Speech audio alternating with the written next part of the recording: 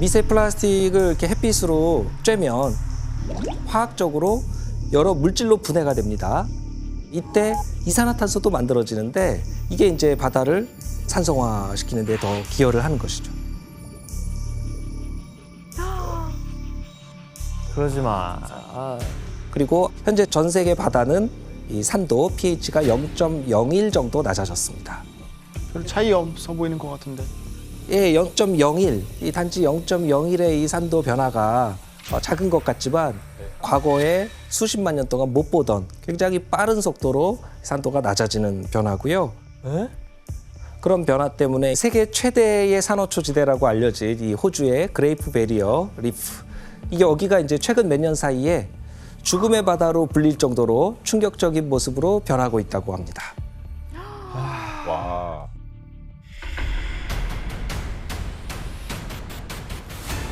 와, 뭐야, 진짜. 그냥 뭐 동물 뼈 같은데요, 산호가 같지 않고. 왜 이렇게 된 거야 또. 생명 하나도 없어 보이는데. 와, 비극이다, 진짜. 이것을 이제 백화 현상이라고 하는데요. 식물성 플랑크톤들이 바다의 환경이 바뀌면서 스트레스를 받아서 산호 밖으로 빠져나왔기 때문입니다. 너무 가슴 아프네. 이거. 그리고 백화될 시간이 길어지면 산호가 서서히 죽음에 이르게 되죠. 문제는 이 호주 그레이트 베리어 리프에 갈수록 이런 백화 현상이 아주 심각해지고 있다는 것인데요. 실제로 지난 2022년 이곳에 무려 90%에 가까운 이 산호지대에서 다 백화 현상이 나타난 것으로 보고가 되고 있습니다. 교수님, 그러면 산호가 저렇게 죽어가고 있는 게 아까 말씀하신 그 바다의 산성화랑 연관이 있나요? 네, 맞습니다. 원래 산호는 바닷속의 탄산을 이용해서 단단한 석회 골격을 만드는데요.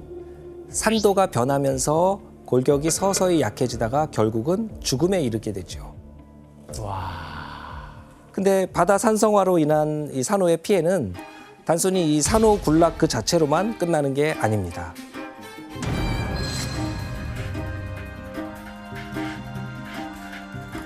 흔히 이 산호초 군락을 바다의 아파트라고 부르는데요. 전체 해양 생물의 무려 25%에 달하는 많은 해양 생물들이 여기에 살고 있는 서식지를 제공해 줍니다. 25%나 네. 생명들 거기 산다고요?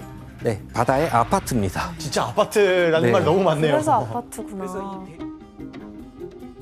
그래서 이 대규모로 산호가 이렇게 사라진다는 거는 여기에 연계되어 있는 무수히 많은 바다 생명들이 같이 사라진다는 뜻이죠. 지상이나 바다나 부동산이 문제네요.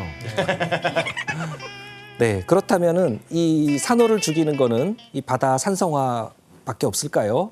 뭐 인간이 또 뭔 짓을 하겠죠 뭐. 예, 산호는 이제 아주 민감한 생물이다 보니까 오염 물질에도 아주 취약합니다. 아유. 아, 오염물질.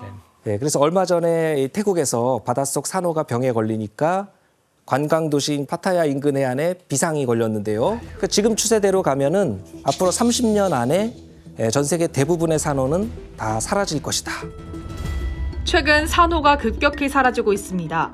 이대로라면 2050년에는 전 세계 산호의 10%도 채 남지 않을 것이란 경고가 나옵니다. 와. 그런데 이 산호의 죽음은 바다의 변화를 알리는 예고편에 불과한 것이었습니다. 야 무섭다 무서워. 오랜 기간 동안 만들어져 왔던 이 바다 생태계를 죽음으로 몰아넣고 있는 또 치명적인 변화가 나타난 것 때문인데요.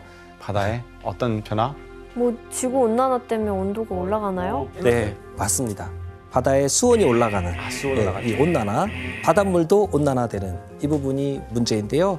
우리 지난 강연에서 이야기 나눠봤지만 지금 지구에는 1초에 4-5개 정도의 원자폭탄이 터지고 있는 정도의 어마어마한 양의 열이 흡수됐고 지금껏 지구에서 발생하는 열을 대부분 바다가 감당해 왔던 겁니다. 하지만 이 지구 온난화가 심해지면서 그 양을 더 감당하기가 어려워지게 이렇게 되자 바다의 수온이 비정상적으로 자꾸만 올라가고 있습니다. 그리고 특정 해역에서는 바닷물의 수온이 아주 극단적으로 높이 올라가는 그런 현상도 나타납니다. 그래서 그것을 우리가 해양 열파라고 부릅니다. 해양 열파. 해양 열파는 이제 바다에서 일어나는 폭염과 비슷한 것인데 길게는 몇 달 동안 바다에 이상적인 고온 현상이 유지되는 겁니다. 특히 이 해양 열파 현상이 심각하게 일어났던 곳이 바로 2015년 북태평양이었습니다. 뭐야, 불 타고 있는데? 우와, 새빨갛네. 이 사진이 이제 2015년 5월 달에 월 평균 해수면 온도 분포를 보여주는 것인데요. 빨간색의 온도가 높아진 곳인데 일부 해역에서는 이 바다의 수온이 최대 6도까지도 올라가는 그런 일들이 벌어졌습니다. 이런 바닷속에서는 무슨 일이 벌어지고 있겠습니까? 당연히 막 약간 끓겠는데? 물고기들 미치죠. 생물들도 살아가기 힘들고. 맞아요. 온도에 따라 다르지만 이 2015년에 발생했던 이 해양 열파는 이 북태평양 해양 생태계를 거의 초토화시키다시피 아주 큰 피해를 주게 됩니다.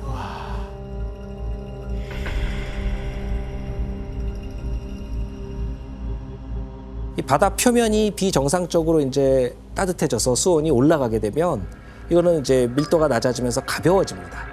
그래서 이거는 표층에 잘 떠 있죠.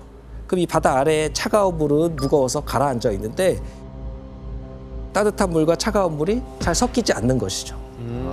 그러다 보면은 이 차가운 물이 가지고 있던 영양분이 있는데 그 영양분이 바다 표면 가까이 올라오지를 못하게 되는 거예요. 안 섞이니까. 그 결과 이 바다 표면에 이 플랑크톤이나 크릴 같은 이런 먹이들이 많이 줄어들게 되니까 이걸 먹고 사는 물고기 또 그다음에 그런 동물들이 차례대로 다 죽음을 맞이하게 된 것이죠. 그런 문제가 있구나. 실제로 2015년 당시에 이 태평양 연안을 따라서 수십만 마리의 바다새와 바다사자들이 먹이를 못 구해서 떼죽음을 당했습니다. 근데 캐나다 그 서쪽 밴쿠버 근처에 2021년 7월 달 해양 열파가 나타났습니다. 그래서 그 홍합 있잖아요. 자, 한 10억 마리까지 다 죽어버렸습니다. 물 온도가 거의 뭐 40 몇 도까지 올라가지고 그래서 이 홍합 거의 삶은 것처럼. 네. 좀 그런 물이 큰 40 몇 사건이었는데. 도까지 올라갔다고요? 예. 10억 말이 안 된다. 저 어떻게 그때 바로 연어도 피해 엄청 컸었거든요. 연어도 아시다시피 원래 바다에 있다가 또 강으로 올라오잖아요. 그런데 강으로 거슬러 올라온 이제 연어들 모습 보면 충격적이에요. 왜요? 일단 연어들이 화상 입어가지고 그 병에 걸려서 피부가 완전 망가져가 있어요. 네. 그래서 살이 저렇게 병이 사람 걸려. 화상이 어떡해. 아니 뜯겨 얼마나 뜨거우면 심지어 누구한테 어우와, 뜯겨 아, 뜯어 먹혔는데? 그렇죠. 아니 얼마나 뜨거우면 저렇게 된 거야.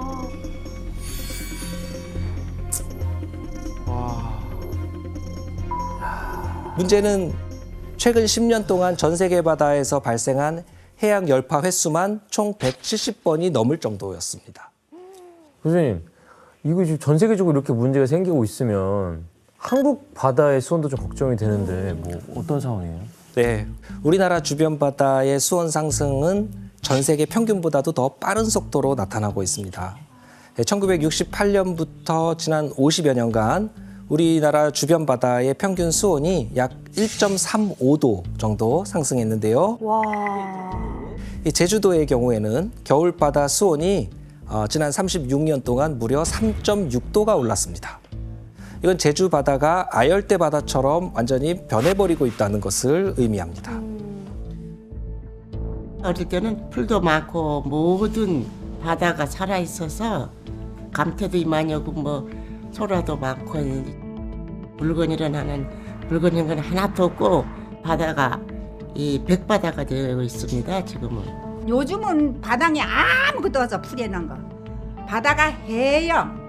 다 늙어변, 다 썩어변. 바다가 다 썩어변.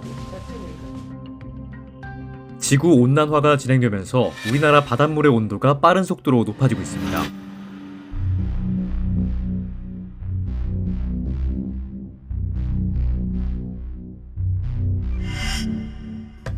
에?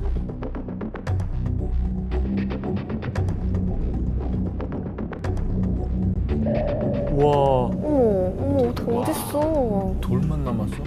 아열대 바다에서 사는 물고기와 산호, 해조류가 아, 이제 아열대 제주뿐 아니라 생물들이 동해까지 올라와 정착을 하고 있는데요. 백바다. 아유, 백바다 됐다는 말. 뭐 와닿네요, 엄청. 무섭다. 이상하다. 예, 이렇게 수온이 이제 극단적으로 높아지다 보니까 바다 환경과 생태계가 급격하게 변하는 걸 막기 위해서 바다의 열을 좀 식혀주는 것이 최선의 방법일 텐데요. 이거 진짜 어떻게 안 되나? 바로 이럴 때 이제 바다의 온도를 낮추는 것에 크게 기여하는 소중한 동물이 있습니다. 고래? 네, 혜석 씨 정답입니다. 바로 고래입니다. 고래가 네. 고래? 예, 고래가 이 지방과 단백질이 많다 보니까 숨을 쉴 때마다 몸속에 탄소를 많이 저장합니다. 거대한 덩치와 이 긴 수명 때문에 고래 몸 자체가 하나의 거대한 탄소 저장고가 되는 그런 것이죠. 일반적으로 고래 한 마리가 평생 흡수하는 이산화탄소는 무려 33톤이라고 하는 보고가 있는데요. 13톤? 예, 고래가 나무보다도 훨씬 더 많은 이산화탄소를 흡수하는 셈입니다. 오, 지구 환경 지킴이네요. 그럼 고래를 좀 많이 번식하게 해야겠는데요. 예. 이렇게 이산화탄소를 이제 몸에 저장한 이런 고래가 죽고 나면은 바다 저 밑바닥에 가라앉습니다. 그래서 탄소가 수백 년 이상 바다 밖으로 배출될 일이 없도록 하는 것이죠. 한마디로 고래는 이 존재 자체만으로도 지구 온난화와 바다 수온을 감소시키는 온도 지킴이 역할을 하는 귀한 동물인 것이죠. 고래가 도움이 되는 것은 이뿐만이 아닌데요. 자, 그럼 여기서 정식으로 문제 드리겠습니다. 퀴즈 나가는군요. 고래가 물속에서 지구 온난화를 막아주는 방법이 있는데 어떤 방법일까요? 행동. 정답. 네, 지원 씨. 고래도 뭐 배설을 해야 되잖아요. 네. 그 오줌이 엄청 차가워요. 엄청 차갑구나. 네. 그리고 엄청 많이 싸죠. 그래서 물의 온도를 낮추는 거죠. 네, 지원 씨 오답입니다. 그런데 조금 가까웠어요. 잠깐만요. 가깝다고요? 네, 야, 정답입니다. 정답입니다. 마이클 씨.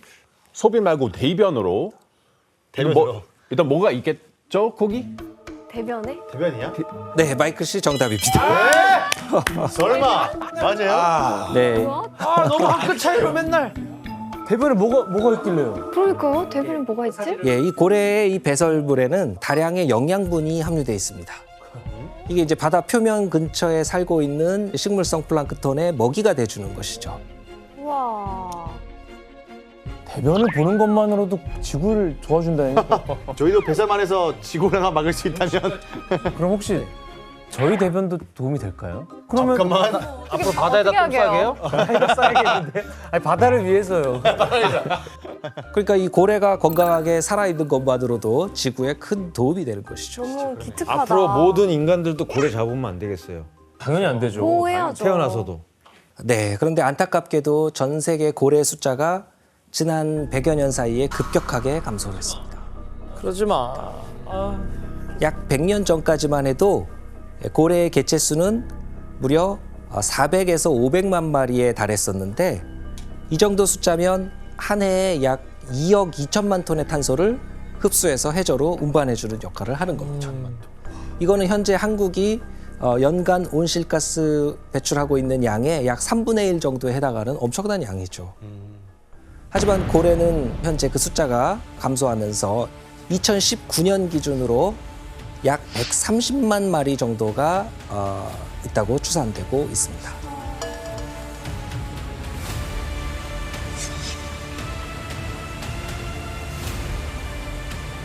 이렇게 고래가 크게 줄어든 이유는 여러 가지가 있는데 가장 큰 문제가 바로 폭염이죠.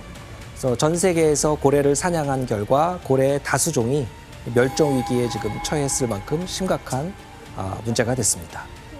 고래를 왜 잡는 거야?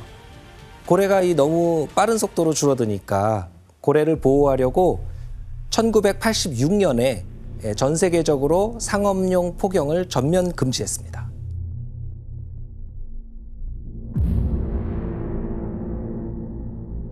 일본이 상업적인 목적의 고래잡이를 재개하면서 개체 수가 급격하게 줄어든 일부 고래종들이 멸종 위기에 처할 거라는 우려가 높아지고 있습니다.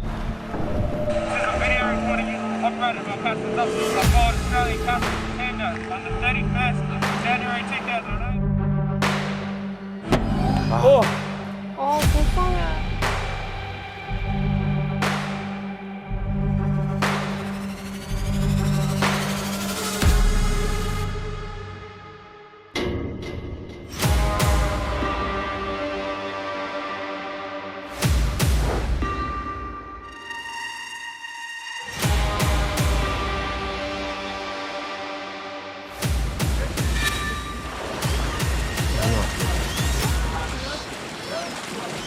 여기는 유럽인데 정통적으로 하는 곳이거든요. 전통 백불 전통이야.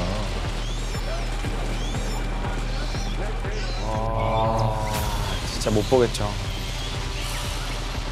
진짜 너무 화난다.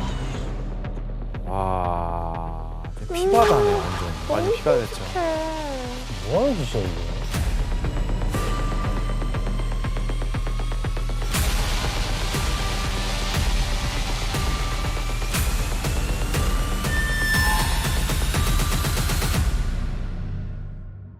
이렇게 폭염으로 크게 줄어든 고래는 바다의 수온이 상승하면서 개체수가 더 감소하고 있습니다.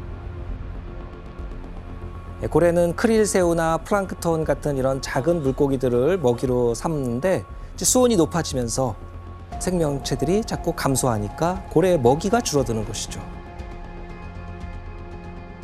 그리고 이때 고래들이 먹이를 찾아서 육지 인근에 몰려들기도 하는데요. 문제는 육지 인근 바다에는 여러 가지 해양 쓰레기들이 많이 떠다닌다는 겁니다.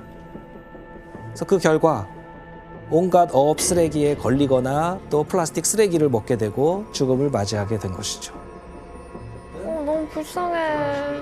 한 연구에 따르면 이 해양 열파가 발생했던 2015년에 이런 식으로 피해를 입은 고래가 무려 550% 증가했다고 합니다. 5배 이상 증가한 것이죠. 작년 2022년에 저기 그 캐나다 해안에서는 거의 죽고 가는 이제 그 향유 고래를 발견했습니다. 근데 고기 안에서 플라스틱 150kg였습니다.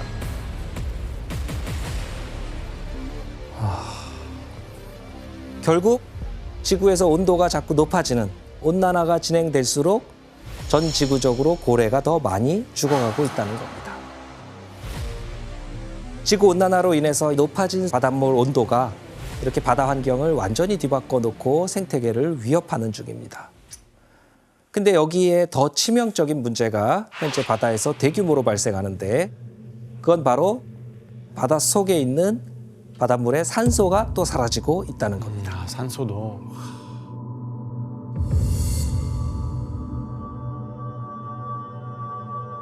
바닷물 속에는 이 물 속에 녹아있는 산소도 있는데 수온이 높아지면 이 녹아있는 산소 양이 적어지게 됩니다. 왜요? 보통 우리가 냉장고에서 꺼낸 그 시원한 사이다를 밖에 놔두면은 미지근해지면서 금방 탄산이 빠져버리잖아요. 네. 그렇죠. 같은 원리로 바닷물의 온도가 높아지면 이 물에서 가지고 있을 수 있는 산소 양 자체가 줄어드는 겁니다.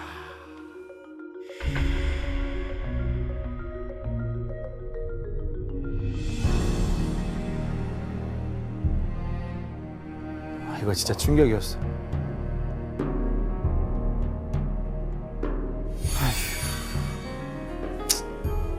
끔찍하다.